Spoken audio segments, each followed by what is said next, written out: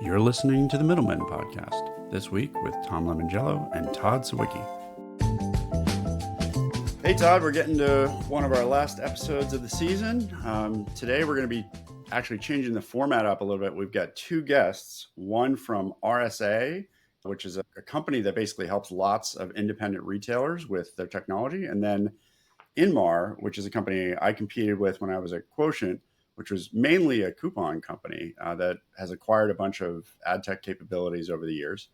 It was an interesting conversation. What were your takeaways? One of the interesting things is that Inmar is expanding into retail media, and that you're seeing these traditional retail partners all expanding into retail media, which I think is a good thing. It's not just an ad tech play.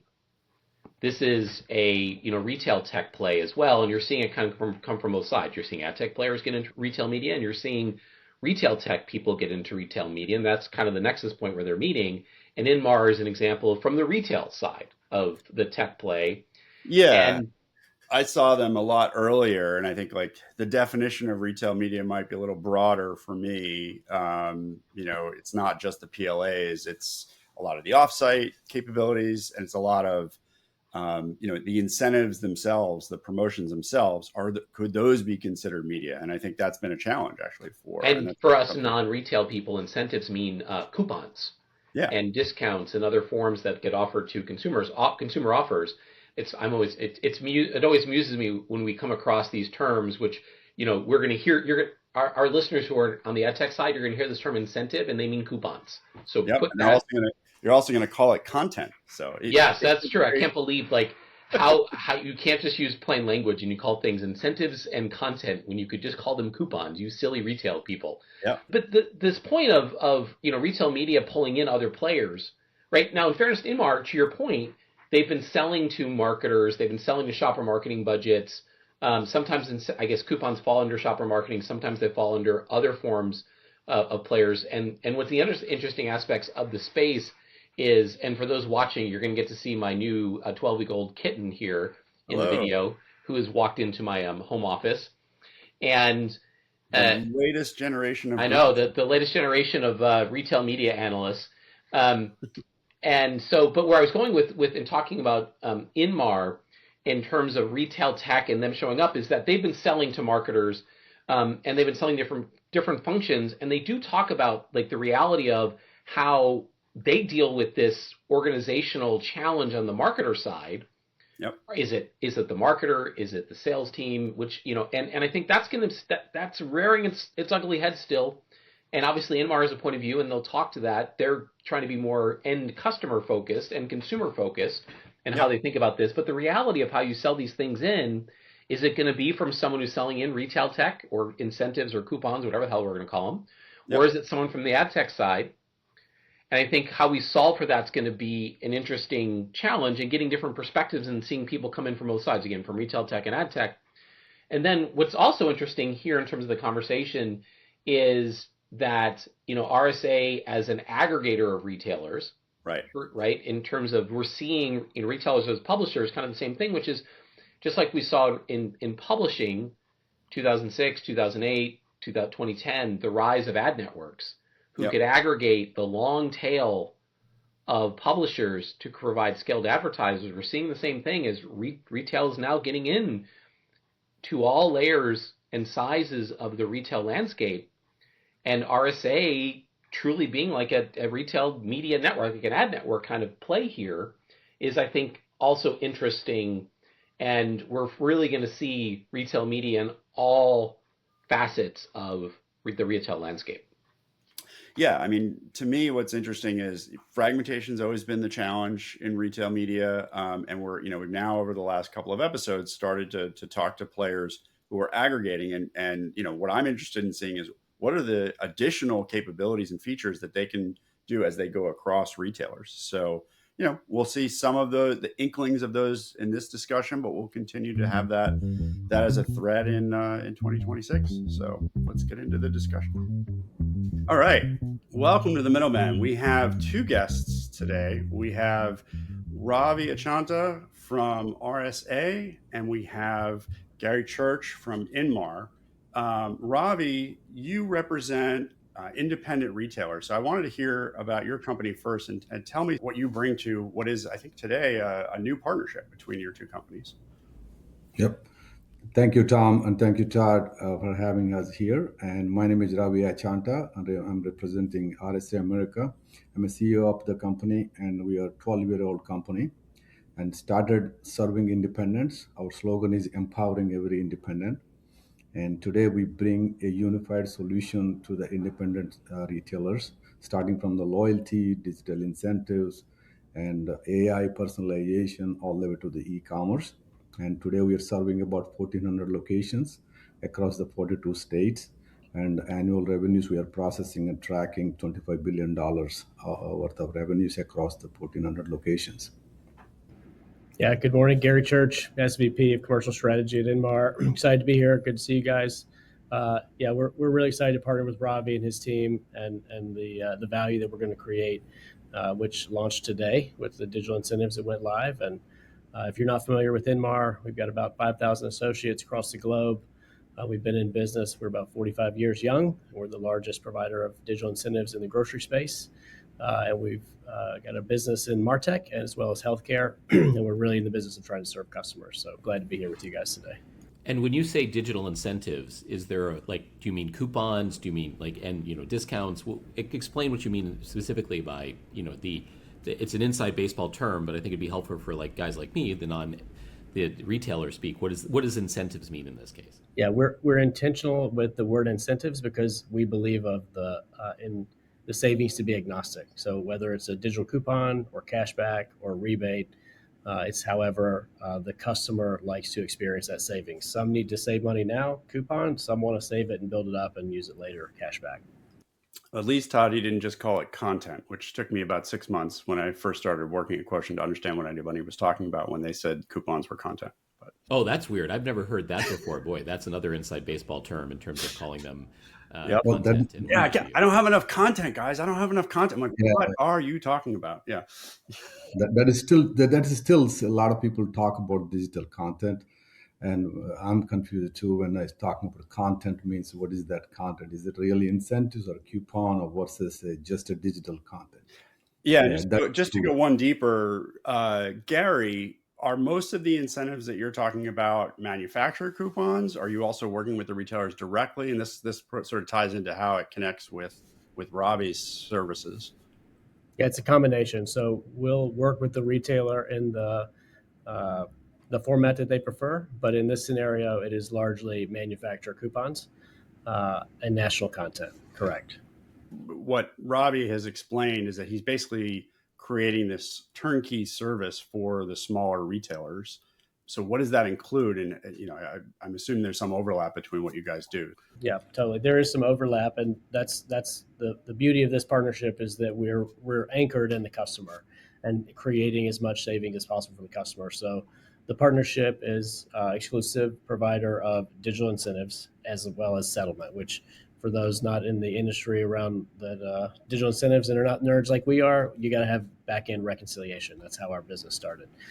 So that's the focus on the partnership. And we're just really excited to be able to unlock a space that's challenging to unlock because of the technical aspect. So what Ravi's team already has is integration into the thousands of stores, and we will be providing that digital content to be able to maximize the savings for them. Yeah, so the Tom, I wanted to add something to that one is it's a common platform we built across all the independent. And then you have all this national quality content coming from Inmar. Settlement is also fast tracked so that the rejections are less and the retailers are managing the cash flow. And that is the biggest advantage coming from Inmar today. And then we are evolving into the retail media. And in addition to that we all have a very flexible technology where the retailers create their own digital incentives, either in the form of rewards, in the form of cross-sell, upsell, and all that stuff that can be done through the same platform. So either way, that the goal is that to serve the customers and shoppers with the loyalty and with the personalization. That is the end goal of all this technology in place today.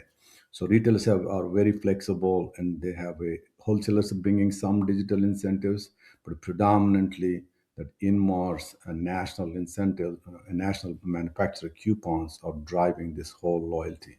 Okay, that makes sense. I'm happy we're going slowly with this because even though we have two of you, I think it's difficult to sort of understand what the opportunity is unless you really dig into it. All of these smaller retailers may not have their own website, or if they do, it might be outdated.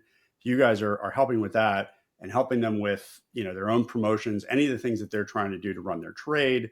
But then finally, if they want to get to some scale with incentives, that's where Garry and Inmar come in. Is that right? Yeah, absolutely. So you said you're doing retail media. What does that look like for the independents?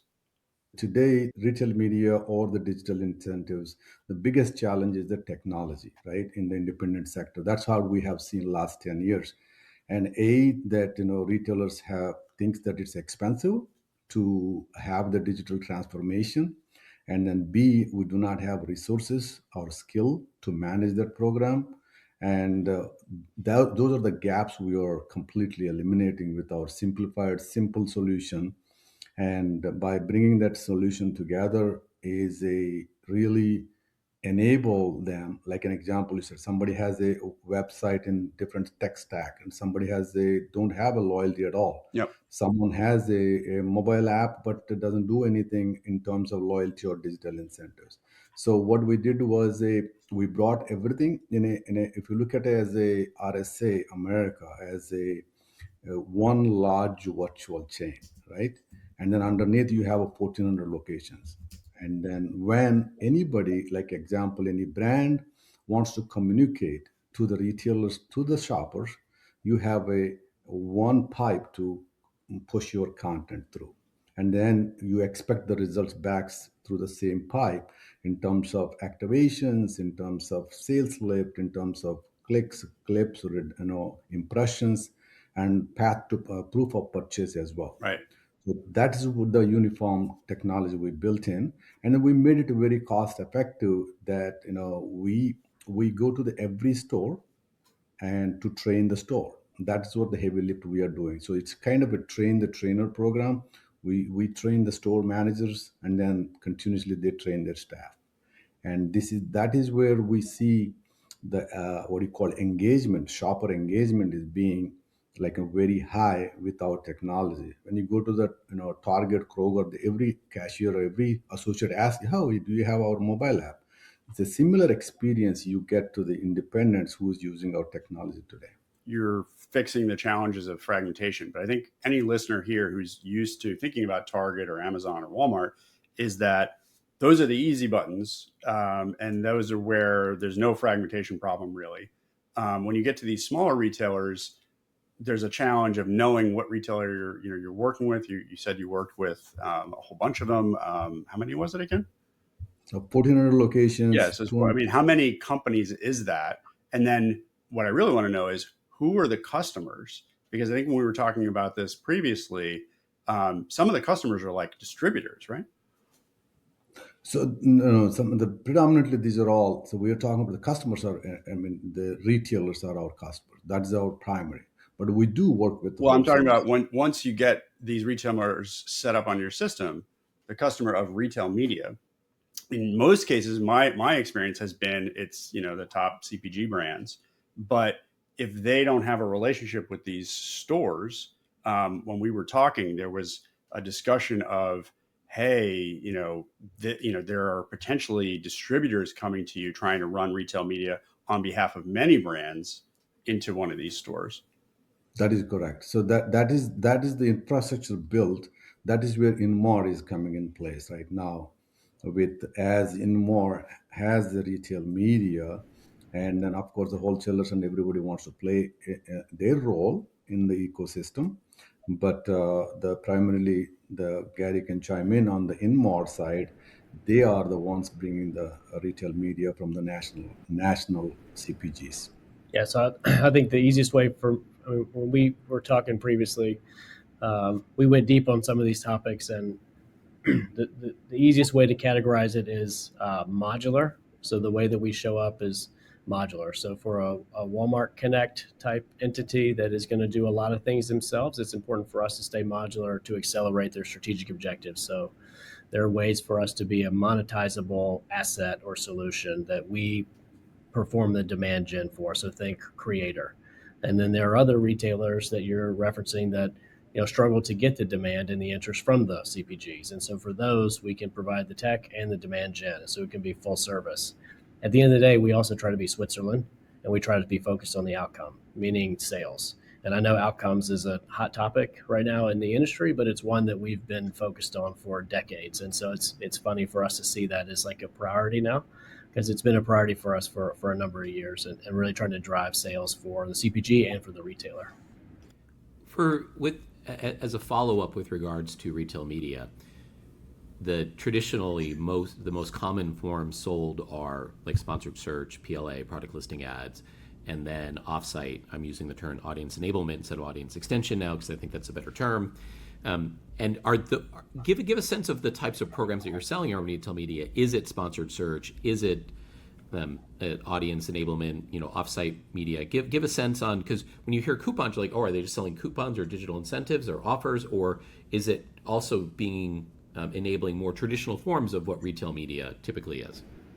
So for us, it's really focused on offsite. I mean, it depends on the integration with the retailer, but for us, it's largely around offsite, and we see the offsite tactics as accelerants to awareness around the savings, but they can also be accelerants to awareness around a new item or a campaign around FIFA. I mean, it's really focused on attention and conversion, and largely offsite, less on the search side for us. Todd, that question it always comes from the retailers asking, like, hey, you have a media, but how that media can connect with if there is an incentive for the consumer aspect. What is the reason this consumer will interact with that media? So that's where we have implemented several tools that, if there is a media coming in, and then there is either it's in-store incentives coming in or the national incentives coming in, and we're trying to club those together and then put them in a proper placement of the shopper's app, on shopper's emails, and shopper's website. So when you log in and you're a frequent buyer of a Tide, and then the Tide has the media and the incentives, and then that will go to the certain spot on your app. That's where the personalization is kicking in, and we see tremendous improvement on the shopper engagement. It's always an interesting topic because a lot of the folks that are having the conversation around digital incentives are not typically those that are using digital incentives, but 53% of Americans are living paycheck to paycheck. 72% of those are less than $50K a year. And so what we are focused on is relevancy. It's easy to think of a digital incentives or a digital incentive, a coupon or a cashback offer as a commodity, but it's about relevancy, and it's about sourcing the content or the savings that most aligns with those that you're serving and their joint business plan and their annual plan and their strategy. And that's a delicate needle to thread when it's a national content, it's a national offer, but it's one that we specialize in and we take it seriously. We see the ability for us to provide savings as helping drive consumption, which is what drives our country. And so our ability to drive media to those savings to make it more relevant. So relevant offer plus relevant, meaning we're letting you know about it in the time of day or the moment that matters most to you, is highly effective to drive more redemption, more sales. One of the things that we've talked about recently is how does that 15% that's not Walmart and Amazon continue to grow?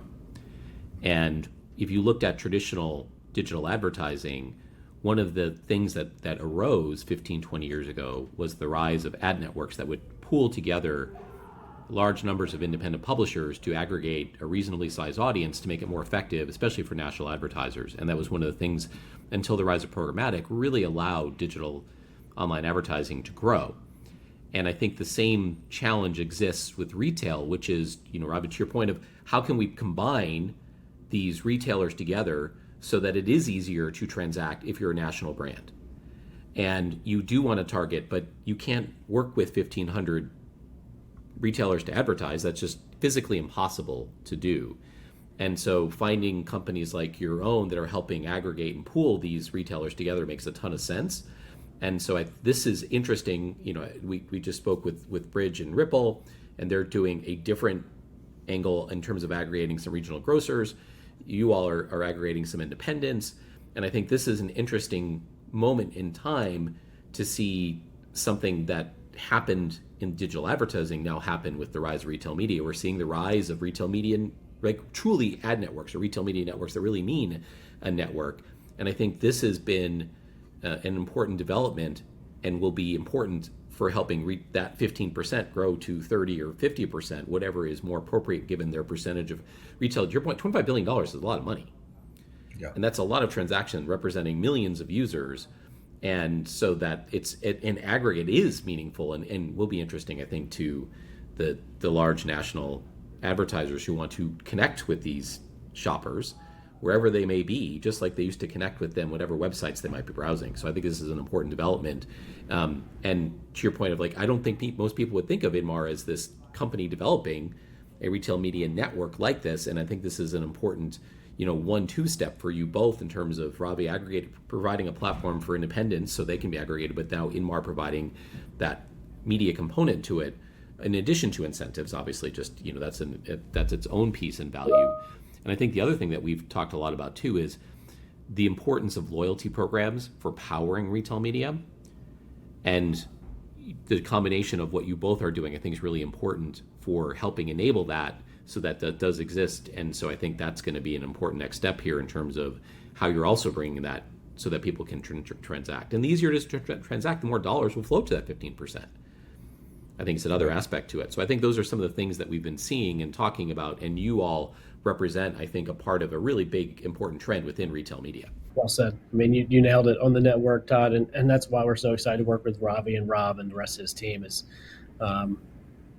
we're all trying to find the most efficient way possible to serve customers. It's the same reason the others that you referenced are doing that, and trying to capitalize on the dollars that are flowing. And really those that provide the best return on those dollars are the ones that are going to earn the biggest investment. So it's the network, and it's also the efficacy of the media as well as the relevancy of the offer content. So I'd like to know from your efforts in retail media where the money goes tactically into different channels. So it sounds like, Ravi, what you were talking about is a lot of either sponsored search or display placements on the sites that you power. Sounds like that's I don't know how much percent of the retail media that you're doing is that. So it'd be interesting to hear that. And then also, because of Inmar, I know your history, you acquired a key, and so you have rich media capabilities, very similar to Quotient. I basically came from the rich media part of what was Quotient.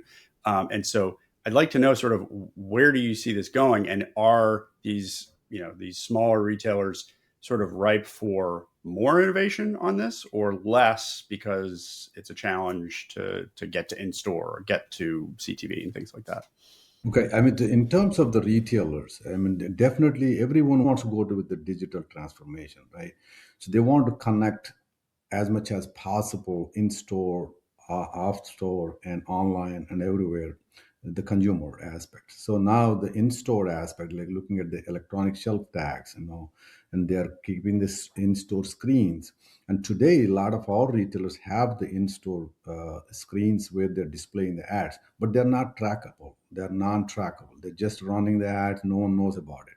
So with what we are trying to do is right now, we connected all their digital channels from the website through the telephone and from in-store as well. We have this little kiosk. If somebody don't have a smartphone, they can go to that one and they can interact with the digital incentives and media.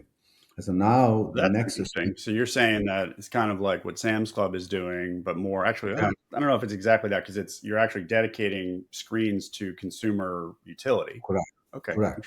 Because this, as you see, many states, even Illinois recently, a couple of counties in Illinois said, well, it's a digital discrimination, whatever they're talking about. So we have done this for actually forward thinking. We've done this 3 years ago, actually. First tablet solution we brought to the stores, where older generation or people do not have smartphones and all that, they can just simply register and then interact with the digital incentives and go to the checkout and say, hey, here is my phone number, and they get everything discounted.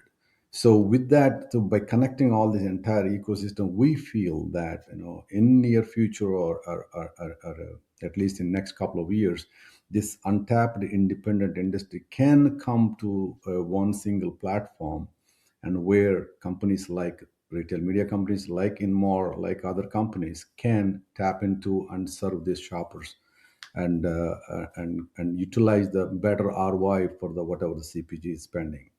I believe that's a hope, I think, and that's where the direction we are heading to, rather than working with 20 different technology stacks, which is going to be cumbersome for the smaller independents. I think I think it's an exciting time to be in the space that we're in, and I think those that prioritize the customer are going to win. I think those retailers that are thinking about it that way, like Costco, that are allowing the funds from retail media to funnel back into merchandising, are really interesting. I think one of the reasons that the industry is not accelerating at the rate that it could be is because of the silos that are being navigated that I think we're all well aware of, with retail media as a P&L and merchandising still has a P&L, and then there's a complexity of in-house marketing and corporate marketing. So I find that fascinating as a retail nerd. I worked at Lowe's Home Improvement and merchandising right out of college and have been in retail or CPG ever since. And I think the retailers that get the org chart prioritized and prioritize it around the customer, and same with the CPGs. Right now it can be segmented by there's one person that's responsible for digital incentives. There's another group that's responsible for media, and whether it's national or shopper, and is that real is a question to be, unpacked for days on end. I'm really hungry to understand and work with those that are prioritizing the customer so that we can drive outcomes, so we can drive sales and savings for customers. Yeah, I think one of the interesting things that a lot of people don't understand when it comes to this is mainly grocery, right? So what's interesting, I think you were talking about how the alignment of incentives for people where the discounts really do matter are usually aligned to drive periods. So it's holidays like Thanksgiving, Christmas, and others where the competitive edge comes from being able to push more cases. A lot of that comes down to, incentives have always been sort of on the trade side of things because it's helping you figure out how much inventory goes on the shelf and how much is getting pushed through the till. So how do you bridge that? Because we had a challenge with that at Quotient, which was, you could be amplifying these promotions on media, and some of the people on the brand side were like, "Whoa, hey, a second, that's going to be expensive. I don't want to amplify savings to that level." So has that evolved at all? I believe it has, and I believe it is. It's working well with those that understand the joint business planning process. And if you map it out January to December or whatever the calendar is around those key tentpole events, and you've got savings, and then you also have media that amplifies it, it's around protecting margin, and it's around driving ROI. And so I think that those that zoom out a bit and think bigger, as opposed to just let me do a couple coupons a year, and I'm really worried about my P&L versus the total outcome for the team, then I think that there's opportunity there, but there are some that are figuring it out. How much of, and this is maybe a good question for you, Ravi, is if you were an independent retailer, getting access to these national programs was difficult, especially on the incentive side. And, Garry, to your point of, are people concerned about margins, about is it a good program or not? I got to think that this is an audience from a store standpoint that's hungry for this opportunity and wanting access to this. And I would think in a lot of ways, obviously trade is dollars are even limited to these merchants. And it's got to be an interesting perspective from a CPG brand standpoint, because these retailers are probably really hungry to work with the programs that you're helping enable, Garry. And so I think, one of the challenges I think with retail media has been how hungry or interested are the retailers. And I would think in this case, because they haven't gotten a ton of trade historically speaking, and even a lot of it digital incentives as a subset of that this is an audience that is ripe for wanting to participate and will be willing to want to participate in innovative programs, especially in retail media. I think that's been one of the challenges is as we've come up with new ideas, you mentioned Costco, like it's hard for Mark to get innovative programs in place because that's a very conservative culture, and rightfully so. Not a criticism of them. It's who they are as a brand and so forth. But I think what's interesting about your retailers is they're probably a lot more flexible because they haven't had access to these programs or dollars before. And so it's an interesting opportunity if you're on the buy side of retail media and you want to lean into some innovative programs. I think that you both represent potentially very willing retailers willing to try new things that other retailers might not be able to or willing to do because of traditions and other reasons. I think it's also the benefit of working with, teams like Ravi and his team that work with retailers that aren't jaded by doing it one way, the way that's always been done. We want to work with people that understand that we benefit as a team and as an industry from change. And so as soon as you say trade, in my mind, I go to how are we measuring the impact of trade? Are we doing those investments on an annual basis just because we're scared of the comp, or because we're more focused on how to get really creative on an outcome and how to make sure we're driving an efficacy that is high ROI? That's not just about, well, let's just do this because we did it in February last year. Let's do something that actually gives the customer a return and as well as our shareholders a return. It just requires some things to be different and not just funnel those investments where they've always been. To add that to Todd, in the past, the retailers are very sensitive to change or adopt new things. But what we have seen is that is changing a lot. If you, when you get a chance to speak to our retailers at some point, you will see that notice is they are very flexible. That they wanted to try new things. They wanted to evolve into the modernizing their stores, modernizing their technology. How do I serve my customers? I wanted to know who's my loyal shopper. So loyalty has been a pretty what do you call, did not really adopted at the independents. But if you see the last 5-10 years, it's changing quite a bit. That we are able to bring 6 million active shoppers into the ecosystem over the last 7 years of the true deployment. And by having this right integration, simplified technology, and where the retailers do not need a full team to execute, that's where the biggest challenge is. I have Mississippi, there is a 19 store operator, it's a great operator. But even if you ask like somebody, hey, you need an AI analyst to look at all this data, it's not possible. It's not possible. That's where we are trying to solve. How do we minimize the tech dependency where they can simplify and automate things for them? Then the adoption is going tremendously high, and the engagement is going tremendously high. They're shifting from some of their independents are getting the trade dollars today, and obviously they are getting the trade dollars because they're using the first party data. That means they do have a loyalty, pretty high loyalty penetration. And then those trade dollars are also, they're diverting towards the digital incentives rather than saying that take the trade dollar and change the shelf price. Rather than they're converting those dollars into the serving on a more personalized manner. I'm trying my best to understand what is it the trigger where a retailer, a small retailer starts to think about doing loyalty? Is it just your technology, or is there a certain amount of sales that they need to do before it makes sense? Or Tom, I think actually it's the opposite. I think it's that tell me a retailer that doesn't have loyalty at this point in time. I think that might have been true 5 or 10 years ago, but today I got to believe, Robbie, and I'm curious, right? Like to me, I think it's stable. I have one, and they're going to be on the pod soon, so that's why I'm asking. But yeah, well, no, I think that's an important perspective. Like I think today, if I were to guess as an outsider to this, like it's table stakes. Whereas 5 or 10 years ago, when you were a quotient, sure, they wouldn't bet. Is it worth it? But I can't imagine the world today. We weren't even equipped to work with anybody who was small. I think that it's an interesting question to pose on the loyalty piece, because I think it is it's based on those that understand the value of their data and understand the importance of digital engagement.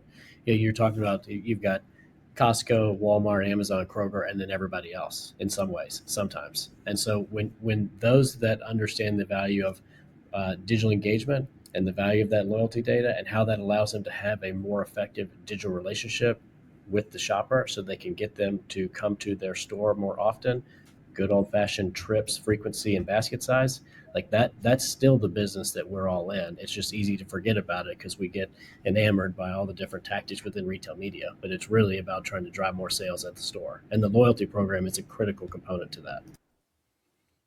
Todd, you may be thinking correct outside looking in. Hey, who doesn't have a loyalty today? Everybody must. If you do the poll, everybody say we have a loyalty. But if you really ask the other way around and then say, hey, are you leveraging your loyalty data to serve your customers? Then they look at you. Wait a minute, we don't have really loyalty in place. Yeah, do But they have a punch as a check, card, or they have, yeah, or are they doing something? exactly, as a check mark, they think that they do have a loyalty. But unfortunately, because the systems are so cumbersome to use, I mean, the data is there in the POS for generations, and data has been identified by phone number or a key card or something, and but they never really see that who you are versus who's someone else. So that is the challenge today, Todd. If you ask them, they say yes, but if you ask different questions, they say, wait a minute, we don't really have a loyalty. So you're making it easier for these independents to use loyalty effectively, to start using first party audiences, which is a gargantuan feat. But it also, I think from our discussions, you also are talking about additionally leveraging AI to make things easier. What are the low hanging fruit in that area? Is it all sort of in how they buy their products from wholesalers, or is it actually more related to the media? Actually, interesting. That's actually both. Okay. They're by going by the category level. First of all, hey, every store has the categories. Every store has the interestingly, they know that how much they would like to sell in that particular category, and they know what profitability the category is supposed to make. That's a good starting point. So what we did was with the simple machine learning data, and then are you hitting those numbers which you desire to hit those numbers, and then we're segmenting the customers by category level, and then then you promote them in a category level promotions, and then naturally after a few months later, now you're getting into the true AI based personalization. So category may be a dairy as a category probably, but you may get a different incentive than me within the category. So Personalized offers? No. personalized offers and within the category. We So we which never is got there quotient. So yeah, would love to hear that that's happening. Garry, is that true? Real personalized offers? I'll save that for another podcast because we've got a lot of detail to share on that. I mean, we could dedicate a whole time to that. I mean, personalized offers is how we drive more conversion, and it's really dependent on the effectiveness of a retailer's item file. Well, yeah, I think it's sort of Also, Tom, yeah. remember it's 2025 going in 2026. It's not 2019 anymore. Yeah, there you go. but I think that those challenge. I think personalization could be much more in 25. The question is how far. What is being used to create that personalization?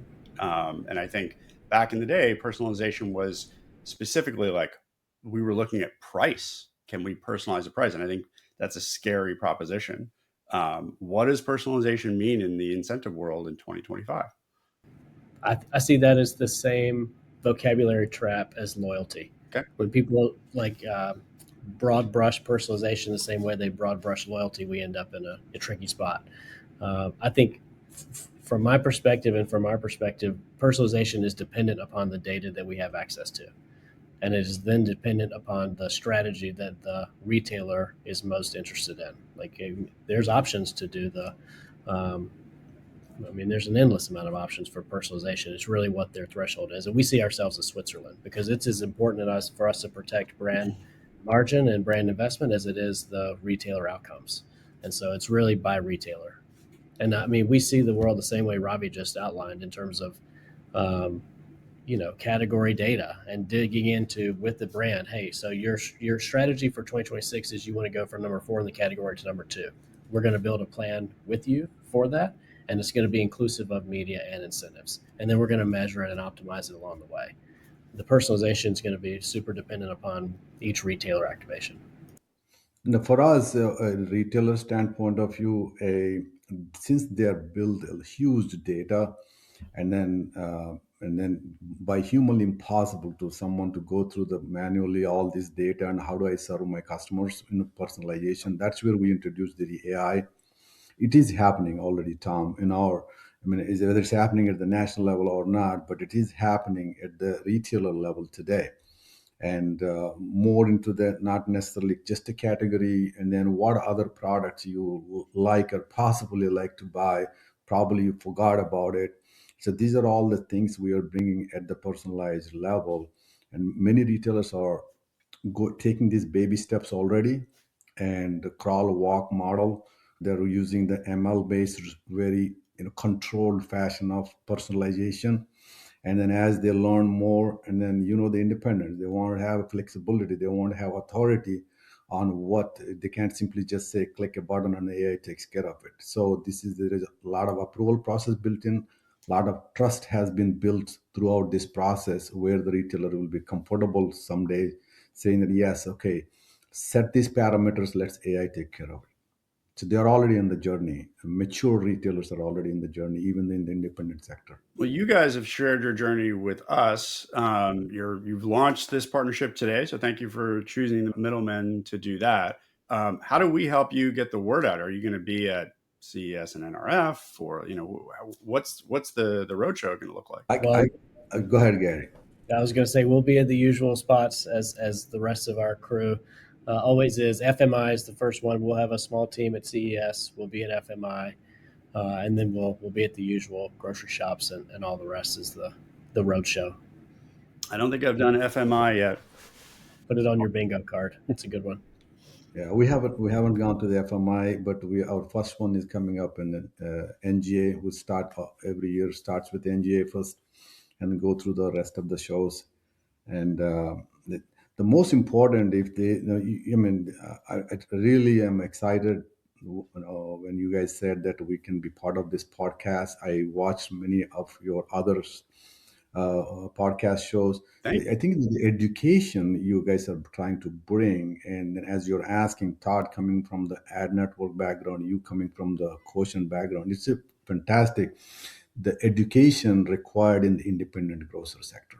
Independents are very much still, a lot of people are trying to sell a lot of things to the independents, and then they want to do their business. Every day they go have to open the store, make sure my products are good position, serve my customers. But if we somehow they simplify it, our hope is, as an RSA America, at some day, like we are on the path to capture 10% of the market share in next 18 months. We are on the way and bring 50 billion transactions going through the system, 10 million active shoppers. And by bringing this uniformed network and helping independents, and then how do we partner with the national brands like Inmar, where they are working on behalf of our customers to bring better incentives, better value proposition to the independents, so that way independents don't need to worry about competing with these big chains. Yeah, from my perspective, Tom and Todd, thank you for the time. We typically start with gratitude, so we'll finish with gratitude. We're grateful for the opportunity.